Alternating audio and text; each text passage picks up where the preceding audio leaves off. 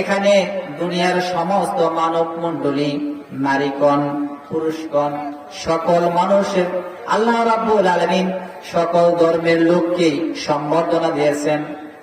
হিন্দু হোক, খ্রিস্টান হোক, বৌদ্ধ হোক, নাসারা হোক, ইহুদি হোক, যেই হোক, সকলের জন্যই আল্লাহ রাব্বুল আলামিন বলছেন, ইয়া আইয়ুহান নাস, হে মানব মণ্ডলী, মানব সকল, নাসুত্তাকু, তোমরা ভয় করো আল্লাহ পাককে। ইয়া আইয়ুহান নাসুত্তাকু রাব্বাকুম, তোমার রবকে ভয় করো। ইন্না যালজালাতাস সাআতি, নিশ্চয়ই এমন একটি সময় আসতেছে। কোন সময় বলতে পারেন? কিয়ামতের সময়। আল্লাহ পাক বলতেছেন এমন একটি সময় আসতেছে, ইন্না যালজালাতাস সাআতি শাইউন আযীম, সে কিয়ামতের কম্পন যখন মানুষের জন্য শুরু হয়ে যাবে, মানুষের আত্মঘাত হয়ে যাবে, এক বিভীষিকাময় সেদিন শুরু হয়ে যাবে। তাহলে দেখেন আল্লাহ পাক কত সুন্দর করে বলেছেন যে এই সূরার প্রথম আয়াতেই বোঝা যাচ্ছে যে মক্কি জিন্দেগীর শেষ সময়ে এই সূরাটা নাযিল হয়েছে।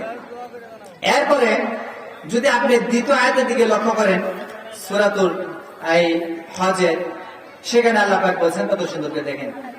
আল্লাহ রাব্বুল আলামিন বলেন, ইয়াউমা তারাউনাহা তাযহালু কুল্লু মুরদিআতিন আম্মা আরদাত। আল্লাহ রাব্বুল আলামিন বলেন কত সুন্দর করে, দ্বিতীয় নাম্বার আয়াতে আল্লাহ পাক কত সুন্দর করে বলে দিয়েছেন, নবী গো শুনে দাও, আমার বান্দাদেরকে শুনে দাও।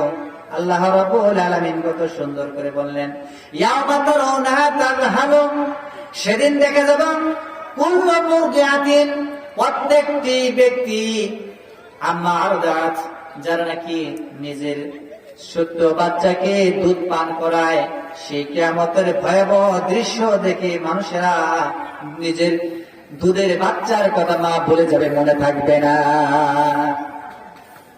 আল্লাহ